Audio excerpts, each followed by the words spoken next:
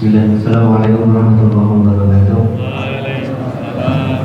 Alhamdulillah nahmaduhu wa nasta'inuhu wa nastaghfiruh wa na'udzu billahi min shururi anfusina wa min sayyiati a'malina man yahdihillahu fala mudilla lahu wa man yudlil fala hadiya lahu. Asyhadu an la ilaha illallah wahdahu la syarika lahu wa asyhadu anna Muhammadan abduhu wa rasuluh. Alhamdulillah hadirin Allah. Kita pada hari ini dengan baca surat Al-Fatihah bersama-sama. Ila hadirin al-Fatihah. A'udzu billahi minash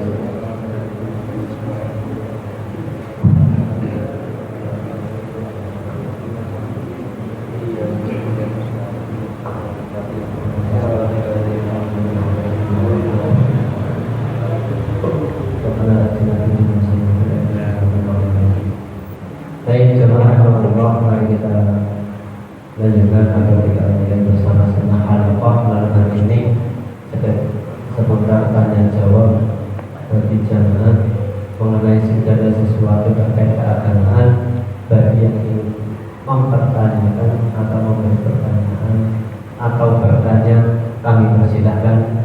Kita halaqah waktunya kurang lebih 15 menit. Moga jemaah yang ingin bertanya.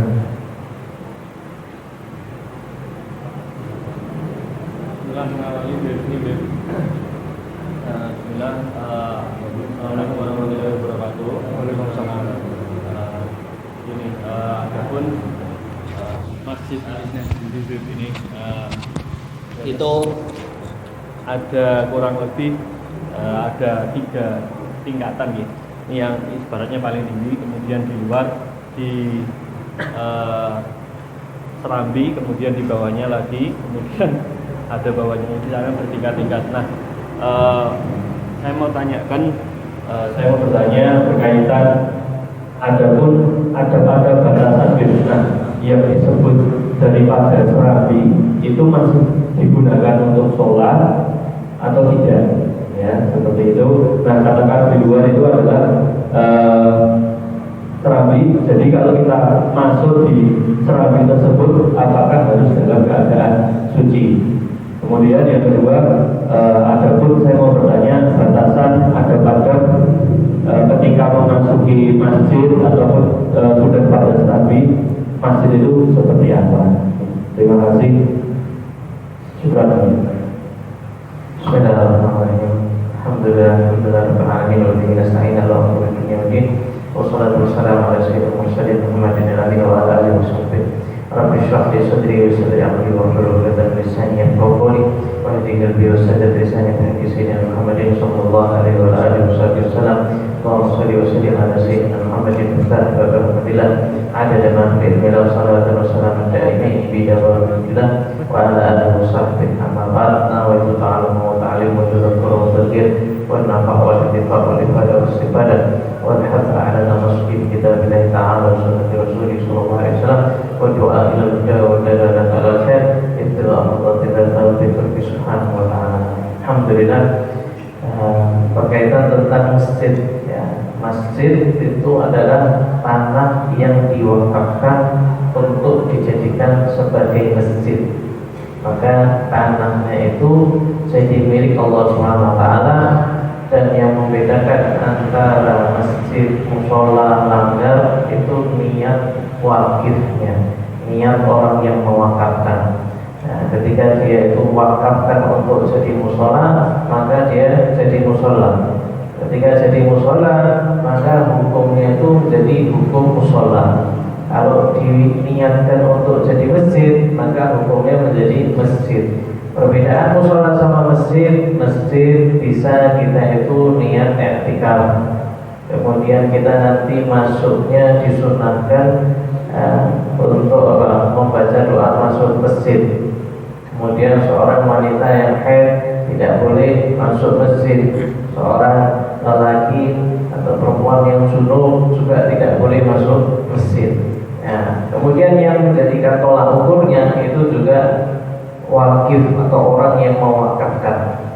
Dan sebagian menganggap bahwasanya serambi masjid ada yang dibilang termasuk bagian daripada masjid, ada yang mengatakan serambi masjid masjid itu bukan termasuk bagian daripada masjid, dan itu biasanya yang bisa menentukan adalah wakifnya. Ya, wakifnya itu bagaimana? Ya, ketika dia menjadikan tidak masjid ini seperti sekarang di sini hanya yang di sini saja, maka ketika di luar masjid itu sudah tidak menjadi hukum-hukum masjid. Ya, di situ nanti tidak ada sunnah tahiyatul masjid. Ya, kemudian doanya mulainya itu setelah masuk. Tapi kalau seandainya itu termasuk dijadikan jadi wakaf masjid, ya semuanya itu jadi masjid. Ya, tapi kalau misalkan ada sebagian masjid yang anggap itu bagian daripada masjid, ada yang menganggap itu ya, bukan termasuk daripada masjid. Adapun sholatnya, Nabi Muhammad SAW mengatakan wajhu ilaliyal ardu masjidan tahuran, dan setiap tanah itu dijadikan Allah Subhanahu Wa Taala itu suci. Kalau umat-umat terdahulu sholatnya itu harus di tempat ibadah. Tapi kalau Islam, karena Nabi Muhammad SAW itu memiliki khususian daripada Allah, itu dijadikan seluruh apa yang di atas muka bumi ini bisa untuk apa? Tempat sholat. Masjid itu tempat sujud, masjid dan tahuran suci. Jadi dimanapun kita itu belum sholat, ya kita sholat di mana aja itu tidak ada masalah. Itu kalau seandainya di ini berarti masjid, itu sampai masjid itu ada perluasan lagi ya. Nah, itu pekarangan istilahnya. Nah, itu bukan termasuk bagian daripada masjid. Kalau misalnya pekarangan, kalau serambi tergantung apa wakafnya. Ya, yang bisa membedakan itu adalah wakaf. Ya, ada masjid tidak diwakafkan, ya, tiba-tiba dibangun masjid gitu saja. Ya, maka jatuhnya lah, meskipun dinamakan masjid, maka itu apa? Musola. Maka jangan kira nanti ada masjid dijual. Nah, karena milik pribadi. Nah, kalau sudah wakaf nilai tanah tidak bisa dijual, sudah. Ya, Allah.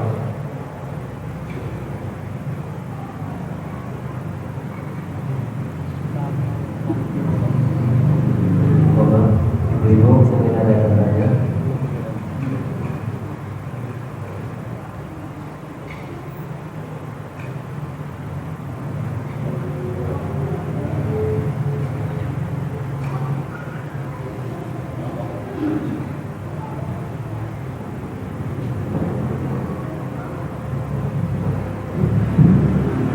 Assalamualaikum warahmatullahi wabarakatuh. Terima kasih waktunya. Ini sedikit saya menyampaikan mengenai sholat ya. Kita setelah umur 10 tahun kan kita sudah mulai sholat ya. Kalau sekarang umurnya 65, berarti sudah 55 tahun sholat ya. Namun di dalam sholat itu kan ada rukun-rukun sholat ya. Nah, kebetulan orang yang sholat itu nggak tahu rukun sholat bagaimana, bacaannya bagaimana, lebih-lebih artinya yang dibaca itu apa nggak tahu. Pokoknya sholat ya rukun-rukun, pokoknya sholat gitu. Tapi nggak tahu. Misalkan Bismillahirrahmanirrahim artinya apa nggak tahu. Oke. Nah, padahal kita sebagai orang Islam itu kan diwajibkan untuk tolakul ilmi, belajar. Terus kita sholat sejak dulu sampai sekarang itu tidak ada sambungannya. Sholat biasa. Misalkan tidak ada Fatihah itu kan temponya kan sudah tahu ya. Tapi ada orang sholat Allahu Akbar. Kalau kita dari belakang itu baca Fatihah itu belum selesai, kita ada yang cepat gitu. Tapi yang sholat di depan itu kalau udah rukuk gitu, berarti baca Fatihah atau tidak gitu. Nah, yang saya tanyakan Ustaz, bagaimana kiat-kiat kita, usaha-usaha kita khususnya di jamaah Al-Islam ini biar sholatnya itu yang sesuai dengan tuntunan Rasulullah SAW itu. Tidak asal sebagai aku sholat rukuk berdal tidak apa-apa, bisa aku mau ini, tapi dia nggak mau belajar sama sekali. Dan pernah diadakan pembelajaran yang menghasilkan fikih, tapi orangnya juga nggak mau ikut gitu. Nah, ini bagaimana? Yang ada atau orang yang biasa nggak tahu, atau di Masjid Al-Islam ini atau Katakan wakul nabi dari ilmi yang malu amalu marudatu dan tusabu.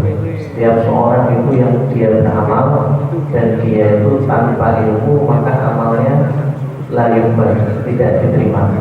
Bagaimana maksudnya tanpa ilmu? Ya, dia harus tahu rukun-rukunnya. Ya. Kemudian ada yang paling penting adalah tidak fardhan min furudhi sunnah, yaitu tidak meyakini yang fardu di dalam sholat itu menjadi sunnah. Ya, itu yang harus diperhatikan. Jadi kalau seandainya seorang itu mengatakan saya tahu di dalam sholat itu ada sunnah, ada wajibnya, tapi saya tidak tahu, ya, tapi hanya tahu bahwa rukun ada wajib, ada sunnah, itu masih tidak ada masalah. Tapi yang bermasalah kalau seandainya yang fardu itu dianggap menjadi sunnah, ya. Jadi seperti menganggap Al-Fatihah itu sebuah sunnah. Nah ini berbahaya, ini bisa membatalkan, ya, sehingga termasuk wajib bagi seorang itu mempelajari rukun dan syarat sholat, ya. Makanya menuntut ilmu itu wajib bagi siapapun. Dan bedanya zikir sama Al-Quran, Al-Quran itu kalau dibaca baik dengan paham atau tanpa paham, baik tahu artinya atau tidak tahu artinya, maka seseorang itu tetap dapat pahala. Tapi kalau zikir, ya zikir kita nyebutkan zikir tapi kita tidak tahu artinya, maka tidak bermanfaat. Lalu bagaimana? Kita harus tahu artinya meskipun cuma secara global. Ya, misalkan astagfirullah, astagfirullah itu apa? Pokoknya itu minta ampun sama Allah. Nah, itu sudah cukup. Ya, untuk tobat nyebut istighfar astagfirullah. Artinya apa? Tidak tahu. Ya, terus kenapa kamu nyebut astagfirullah? Jadi ini nyebut cuma astagfirullah. Nah, artinya apa? Nah, ini yang apa? Ya, ini yang tidak mendapatkan pahala meskipun dia itu astagfirullah. Ya, tapi kalau seandainya orang tanya, kamu kenapa nyebut astagfirullah? Saya mohon ampun. Nah, saya mau tobat. Ya, saya minta agar diampuni sama Allah, agar dosa-dosa diampuni. Ya, secara ijma, dia sedang minta maaf sama Allah. Dia mengucapkan astagfirullah, maka itu sudah cukup. Tapi kalau ilmu fardu itu wajib, dan ilmu fardu itu cuma sedikit aja, tidak terlalu banyak. Kita ngajarin rukun sholat, syarat sholat, rukun wudu, syarat wudu, ya, itu wajib bagi seorang itu untuk mempelajari. Kalau seandainya dia itu dia sudah beberapa tahun tapi dia tidak belajar, ya, itu berarti apa? Kesalahan, kelalaian ada pada dirinya sendiri, maka itu bukan termasuk orang yang dimaafkan. Ya, ada orang yang tidak tahu, tidak tahu, maafu, tidak ada masalah. Ya, sering di masyarakat itu kalau seandainya kita ajari satu hukum, wah saya tidak tahu, berarti maafu. Tidak, maafu itu cuma dua. Ya, orang yang dimaafkan atau ditolerir sama syariat itu cuma dua. Orang yang baru masuk Islam, mualaf tidak bisa baca Al-Fatihah, ngajinya tidak bisa. Ya, dia bisa-bisanya apa? Dia bacanya Allahu Akbar, bisa subhanallah, bisa. Terus itu diulang-ulang terus sambil wajib belajar untuk membaca Al-Fatihah. Nah, itu berarti apa? Sholatnya tetap sah meskipun dia tanpa membaca Al-Fatihah karena masih mampu, ditolerir. Itu yang pertama. Atau seorang yang tinggal di pedalaman dan jauh daripada ulama tidak datang ke mereka juga tidak datang kepada ulama disebabkan gara-gara jauh. Nah, itu yang dimakfu. Jadi kalau seandainya dia tidak tahu hukum, dia ada kesalahan, itu termasuk yang dimakfu karena tidak ada ulama. Tapi kalau seandainya tinggal di tengah-tengah kota Solo misalkan, yang banyak ulama, ada ustadznya, pondok pesantren banyak, kemudian dia tidak belajar, maka dia bukan termasuk kategori yang ditolerir di dalam syariat. Jadi kalau seandainya dia salah, ya dia terjatuh di dalam kesalahan. Diterima atau tidak sholatnya Allah.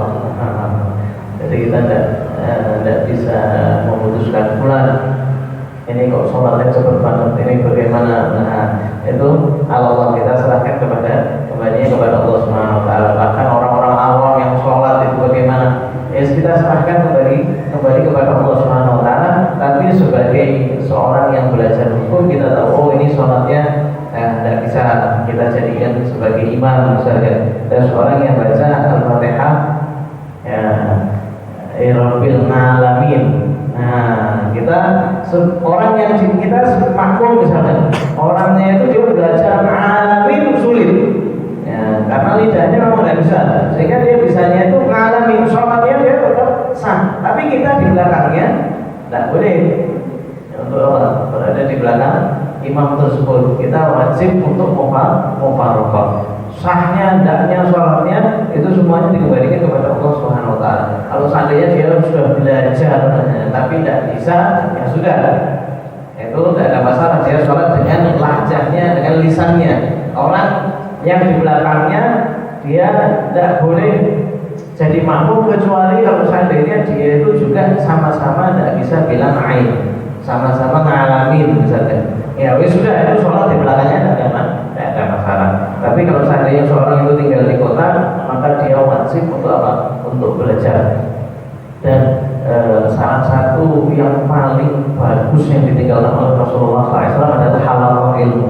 Halaqah semacam ini, ta'lim, kajian kitab, itu Nabi Muhammad SAW pernah masuk ke masjid, ada seorang yang halaqahnya ngaji, ada halaqahnya zikir, ada halaqahnya ilmu halal dan haram. Maka Nabi Muhammad SAW mengatakan semuanya baik, tapi yang paling baik adalah yang mempelajari daripada halal dan haram. Sah atau tidak sahnya suatu hukum, ini yang paling afdal. Hanya saja biasanya itu ada halaqah zikir seperti yang tadi kita kerjakan Maulid Nabi Muhammad SAW, memicu kita untuk sholawat. Hasilnya apa? Hasilnya mendorong seseorang itu untuk belajar.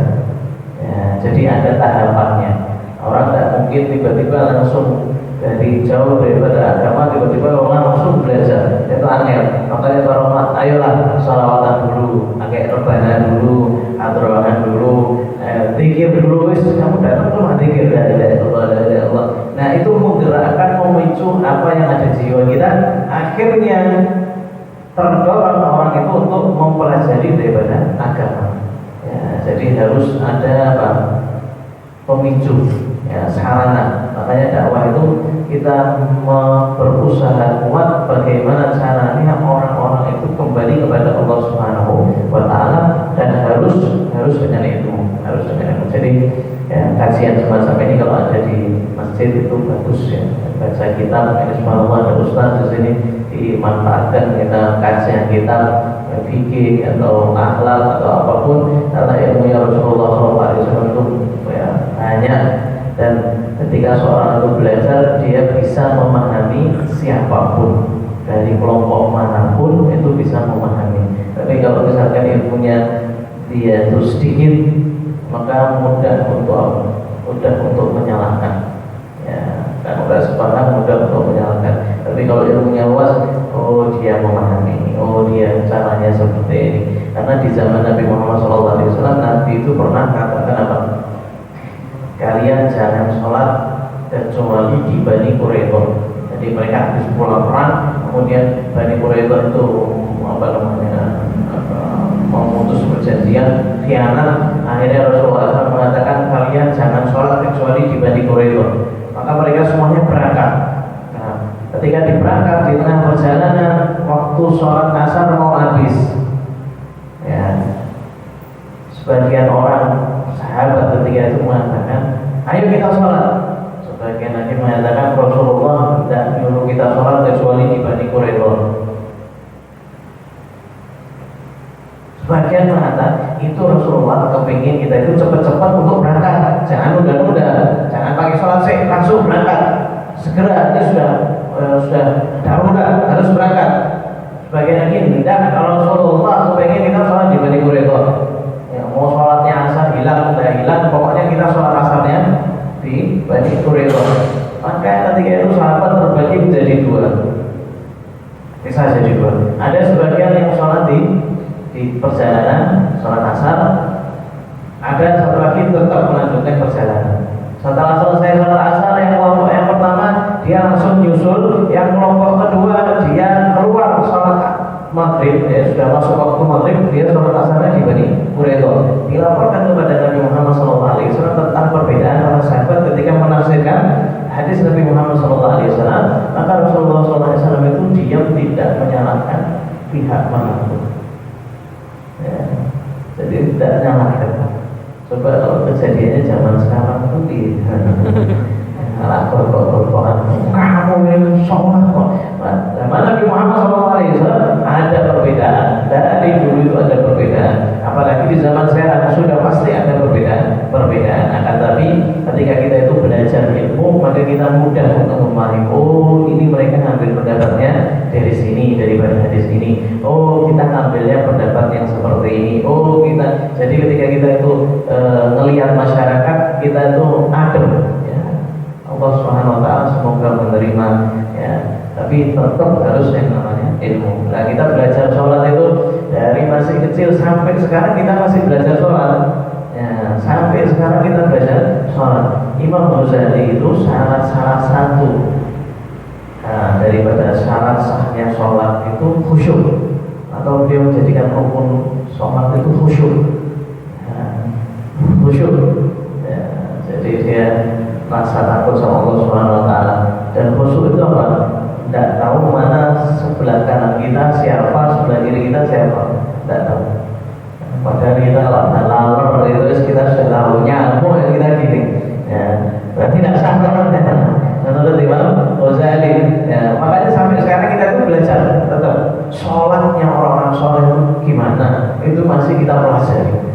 Baik ketika kita sholat, ada yang sholat Allahu Akbar, masjid runtuh, dia tidak sadar. Allahu Akbar, api itu nyala, dia tidak sadar.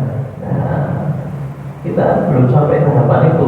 Kita masih belajar sampai situ. Makanya sholat ini ya dari apa? Dari masih ketika kita itu selesai balik sampai sekarang masih tetap perlu dipelajari. Karena Nabi Muhammad SAW beliau mengatakan as-sholat mi'rajul arwah. Sholat itu mi'rajnya ruh kita. Ya, salah satu yang bisa mewujudkan kita terhubung sama Allah lewat sholat.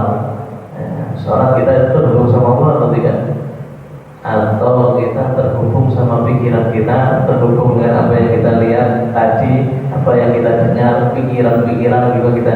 Nah, makanya kembalinya ke jiwa. Nah, jiwanya harus bersih dulu baru bisa sholatnya itu benar-benar. Jadi sampai sekarang pun kita tetap masih akan belajar sholat. Wallahu.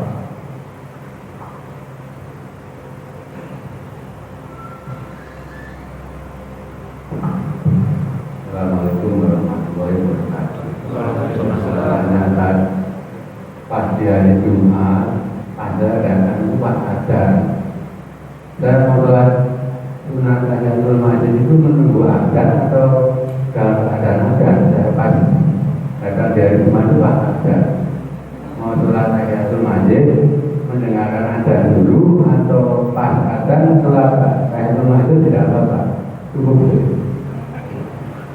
Orang yang masuk masjid kemudian sudah berarti masih ada, maka dimanapun ketika kita itu mendengarkan adzan disunahkan kita tidak menyibukkan diri kita kecuali jawab benar. Kita misalkan adzan berkumandang, kita mau masuk kamar mandi, mana yang lebih bagus? Masuk kamar mandi apa jawab adzan? Ketika kita ngaji kayak gini, apakah ngaji ada mana kita akan dapatkan sunnahnya mana? Berhenti ngajinya, dengarkan ada. Jadi kalau dulu di Al-Romok di Yaman itu setiap kita ustaz itu tengah-tengah ngajar, baru tengah-tengah ini tiba-tiba Allah Akbar, semuanya langsung dengarkan ada semuanya. Begitu juga orang ketika datang ke masjid ya, dalam keadaan adzan. Ketika hari Jumat maka dia jangan duduk, tapi dia berdiri nunggu adzan, jawabi adzan. Setelah adzan selesai baru dia sholat tahiyatul masjid. Dan sholat tahiyatul masjid itu didapat dengan sholat apapun yang dikerjakan ketika seorang itu masuk masjid. Ya. Jadi sholat apapun, misalkan seorang itu datang sudah qomat, ya, ketika itu dia sudah apa? tidak disunahkan tahiyatul masjid. Lalu bagaimana? Sholat isyaknya itu sebagai apa? Sholat isyak sekaligus tahiyatul masjid. Jadi ada yang beranggapan bahwasanya sholat tahiyatul masjid harus diniatkan, sholat isya sama niat tahiyatul masjid. Ada lagi sebagian berpendapat bahwasanya sholat isyaknya itu sudah masuk bareng sama tahiyatul masjid meskipun tidak diniati. Ya, jadi sedangkan itu masuk dengan sholat apapun itu sudah namanya tahiyatul masjid. Ya, jadi kalau pertama kali datang masuk maka jangan apa? Jangan duduk kecuali tahiyatul masjid. Nabi Muhammad SAW mengatakan minal jafar, termasuk apa? Bentuk cuek sama masjid ketika seorang masuk masjid tapi tidak sholat sama sekali. Itu yang perlu diperhatikan. Tapi kalau seandainya seorang itu datang sebelum zuhur, ya, datang pertama kali sholat tahiyat, ya, sholat tahiyat ke masjid, 2 rakaat, nanti habis zuhur maka dia bangun lagi sholat apa? Qobliyatul zuhur. Tapi kalau misalkan di masjid sana sudah ada, waktunya itu sudah ada. Ya, ketika kita masuk di masjid itu kan misalkan belum ada, maka kita juga sudah boleh apa? Qobliyatul zuhur sama tahiyatul masjid meskipun di masjidnya belum ada, karena ya tahiyatul masjid qobliyah ba'diyah itu tergantung dengan adanya. Alhamdulillah bisa dimiliki